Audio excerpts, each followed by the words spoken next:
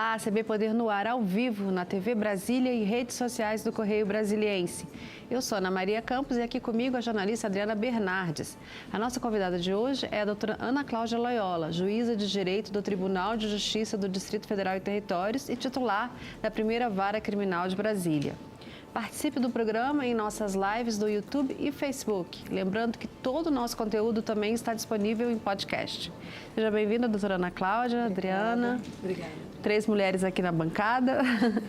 No mês da mulher, a gente já começa falando sobre essa questão de mais acesso das mulheres nas estruturas de poder do nosso país, né? A senhora que é de uma comissão de movimento, né, de paridade de gênero, que tem trabalhado essa questão.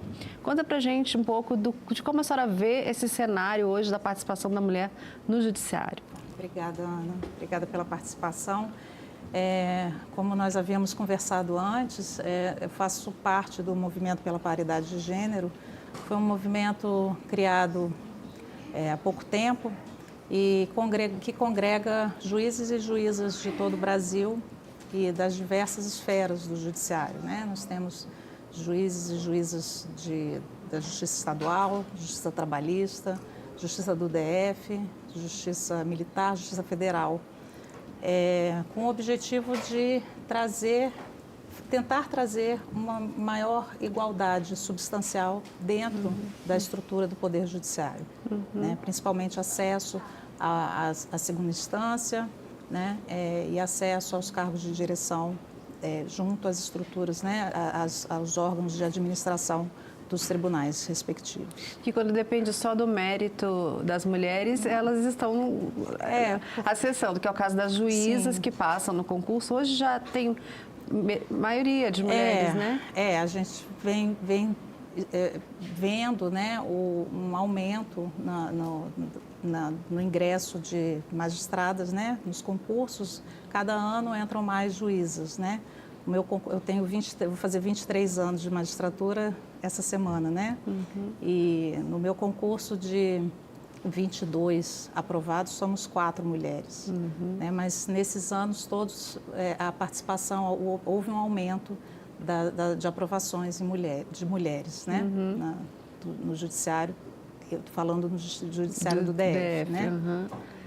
Que mostra que não é uma questão de competência, é uma questão de uma dificuldade mesmo Existem do outros sistema. fatores, né? Não é porque quando a gente fala de concurso público, né, a gente fala, mas aprovação é mérito, é conhecimento, sim, claro, né? Mas existem outros fatores que influenciam a mulher, o acesso da mulher a determinadas carreiras, né? A Justiça Federal, a gente vê uma aprovação pelo relatório que foi elaborado pelo CNJ, a gente vê uma aprovação no número menor, um ingresso menor na Justiça Federal, por exemplo, e talvez isso deva a fatores da própria da carreira, da distância que a mulher vai enfrentar, né, nos diversos locais onde ela vai exercer a jurisdição, né? Então, a gente sabe que uma mulher que seja casada, com filhos, ela vai ter uma resistência maior para assumir determinadas posições dentro da carreira por conta desse ajuste que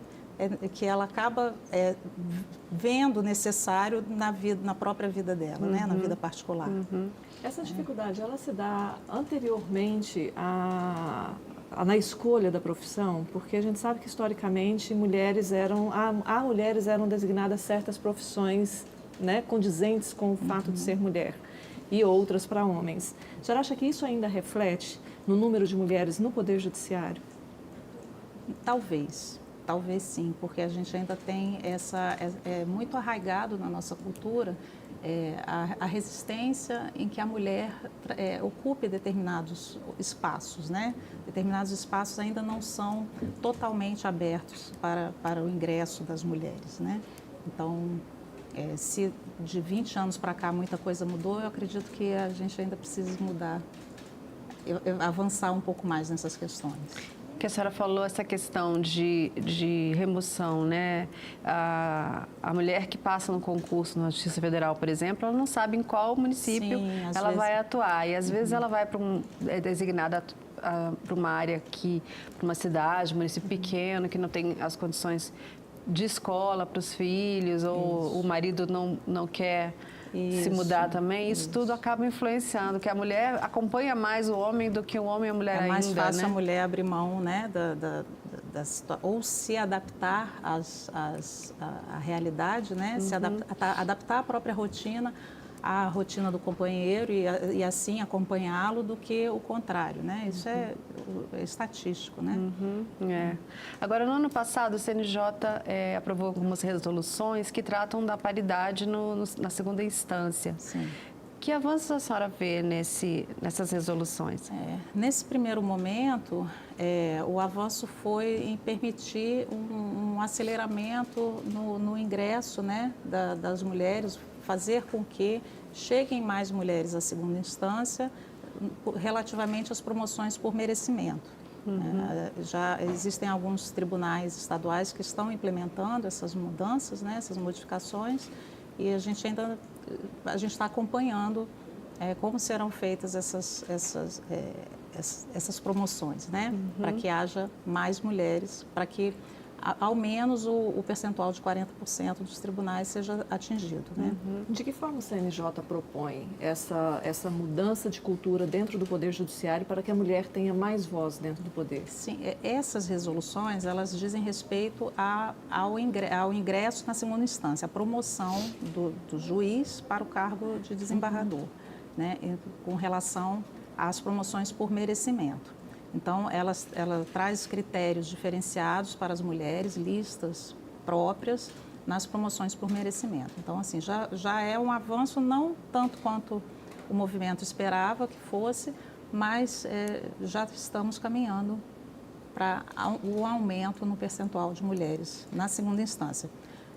A resolução não trouxe nenhuma previsão para os tribunais superiores, né? Porque nos tribunais superiores a disparidade de gênero é maior ainda, né? Nós vimos agora a nossa última preocupação foi com a nomeação de uma ministra no STF, né?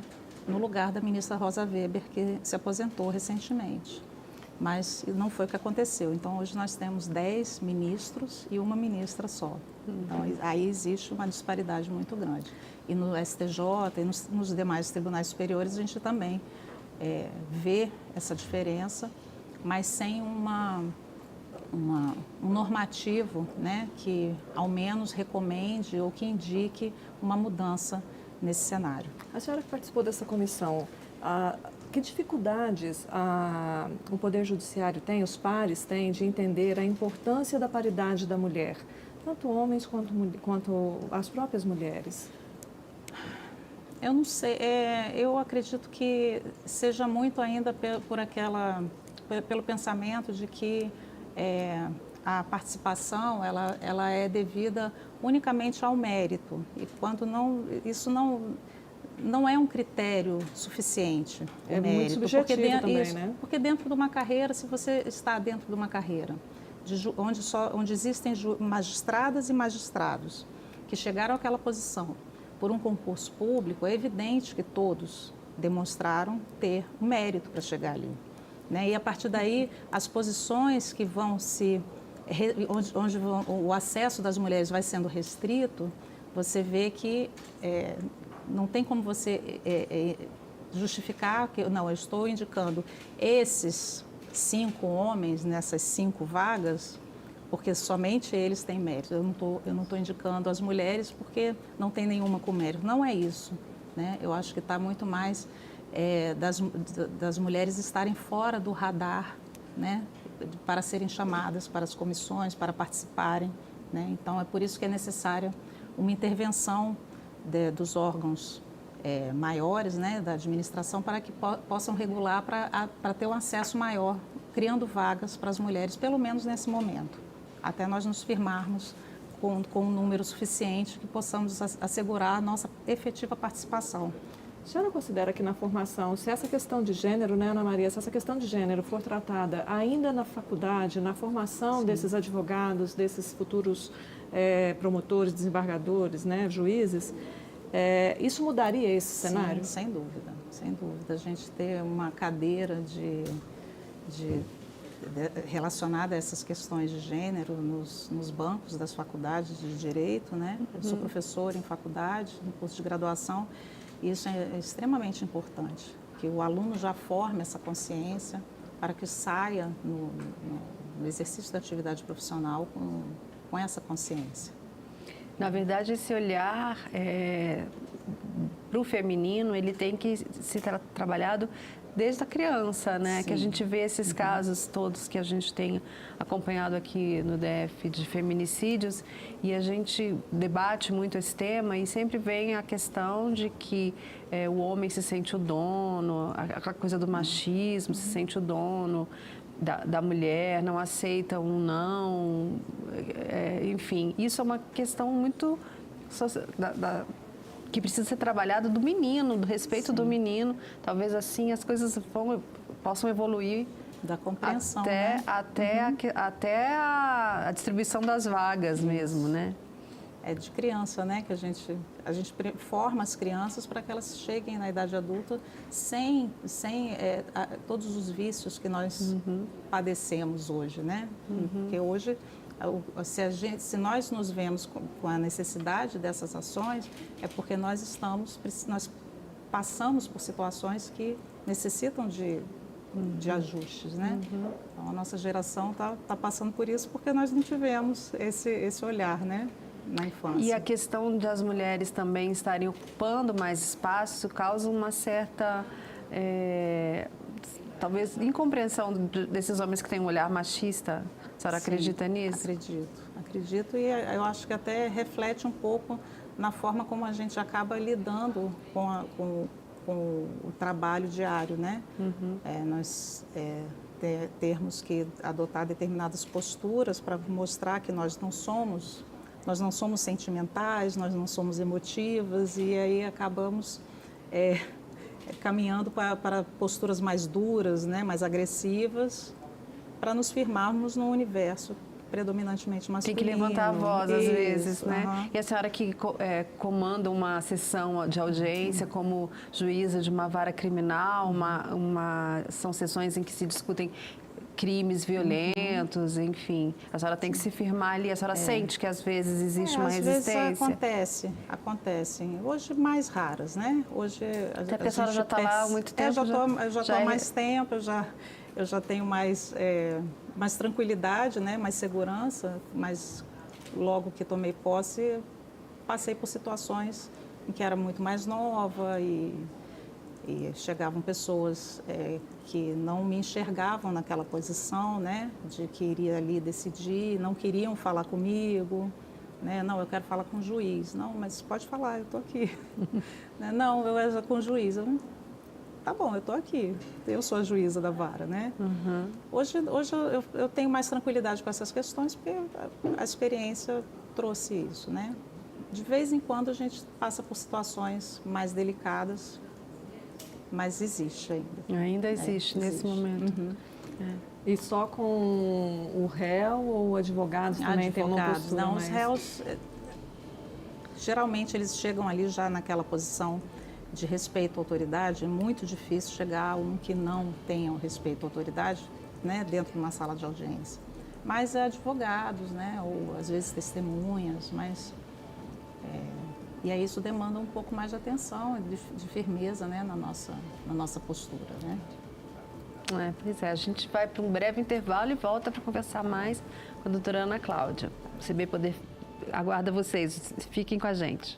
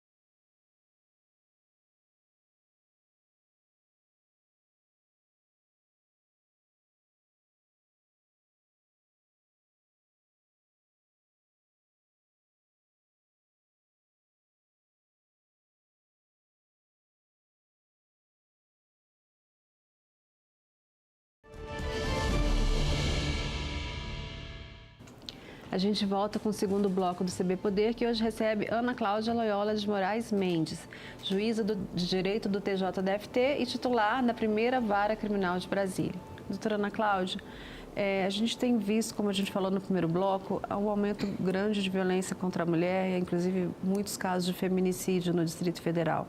Pela sua experiência na área criminal, o que a senhora enxerga que pode estar acontecendo para esse aumento?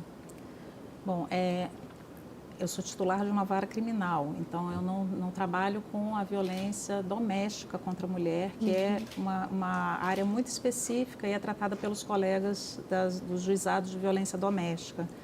Tem diversos juizados em todo o Distrito Federal.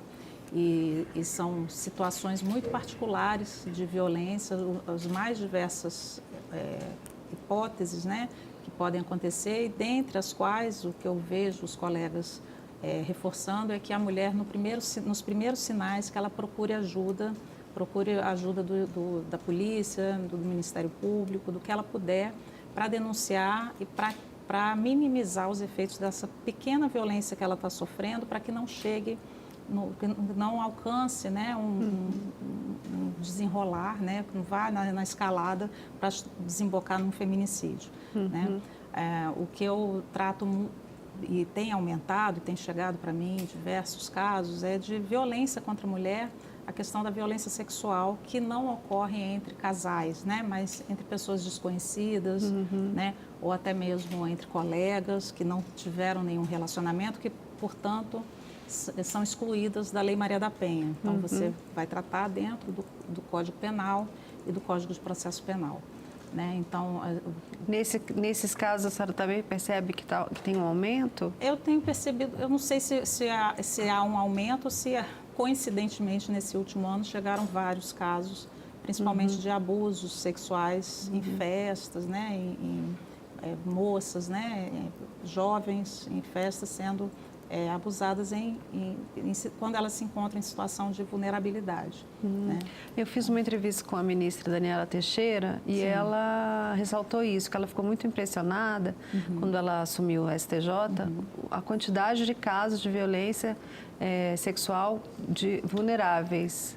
Ela também ressaltou isso.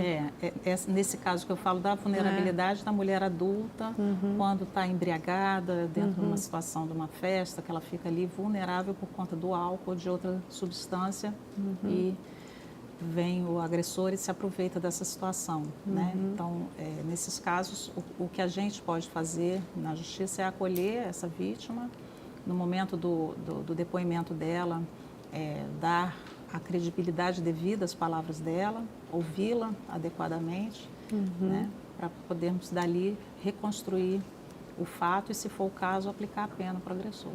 Agora, o judiciário, a gente percebe que é um ambiente extremamente machista, né? Tem um olhar extremamente masculino.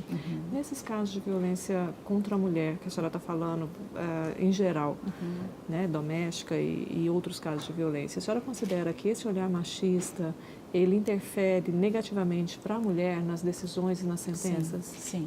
De que forma? Por conta de forma a prejudicar mesmo a análise do fato e impedir que o julgador se coloque ali no lugar da vítima e do réu, se insira dentro daquela situação para refletir sobre a verossimilhança daquilo que está sendo trazido, né?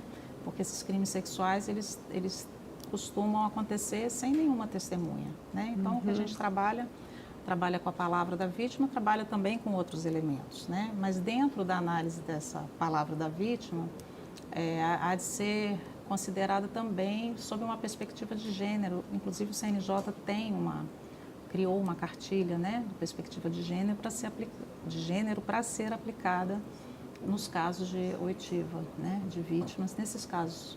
Porque vítimas de violência, mulher vítima de violência. Ainda hoje as mulheres, o comportamento das mulheres, né, acaba sendo muito levado em consideração. Isso. E elas acabam sendo culpabilizadas pela violência sofrida. A forma como ela se veste, a forma como ela se porta, o tipo de vida que ela leva, se é solteira, se é casada, se é uma mulher com uma vida mais livre, né? Então, assim, são essas questões que, infelizmente, ainda são avaliadas para se dar credibilidade à palavra de uma vítima A senhora que falou... aparece no Poder Judiciário como vítima de violência. A senhora falou essa questão da vulnerabilidade de uma embriaguez, né? Uma mulher que está numa festa e embriagada e sofre um estupro, né? Um abuso sexual. Sim.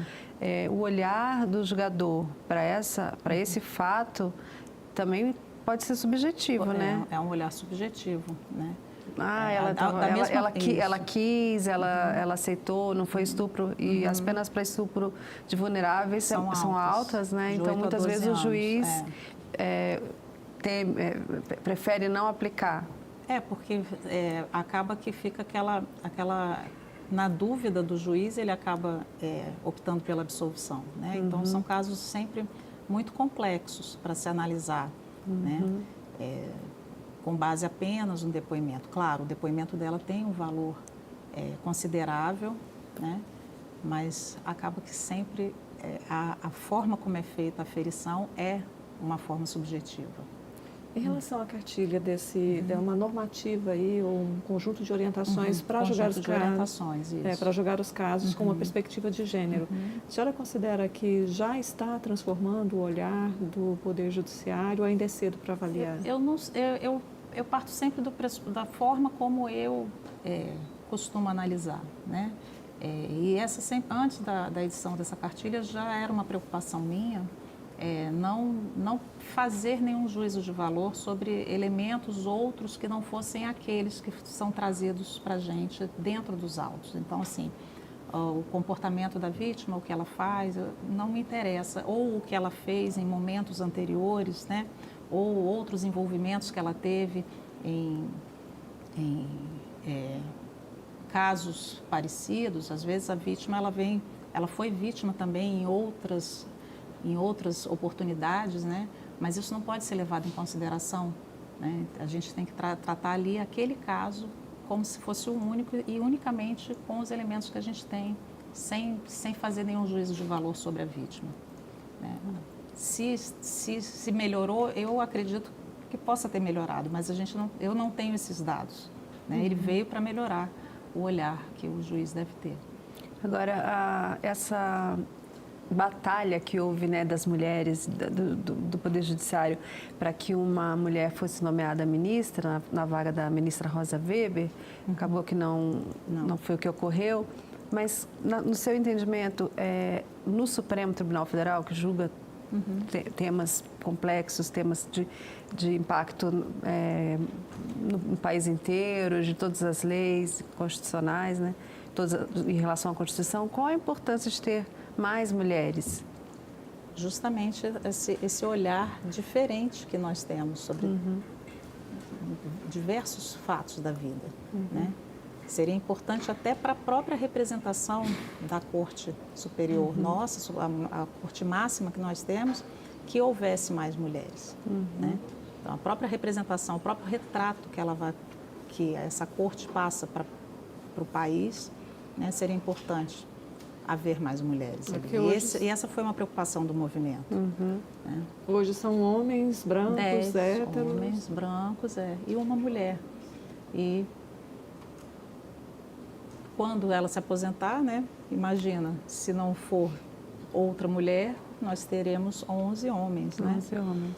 Então, eu acho que isso é um retrocesso, né, em tudo que nós conseguimos, né? Até porque não é possível que não tenha uma mulher com capacidade, um nível intelectual, com né? Certeza temos. Com certeza temos, né? É incrível mesmo. Mas, como é uma decisão livre, né, do presidente do Senado, é difícil. Mas esse movimento é importante para jogar luz, né? Para jogar luz. E por isso que nós atenção. surgimos, por isso que nós estamos aí atuantes nessas questões, estamos atentas a todas essas questões que envolvem a participação feminina no Poder Judiciário. Tá certo. Doutora Ana Cláudia, muito obrigada pela sua presença, parabéns pelo Dia da Mulher, que é essa semana. Obrigada, Adriana. Obrigada. Bom, o CB Poder fica por aqui. Obrigada pela companhia. Até a próxima. Tchau.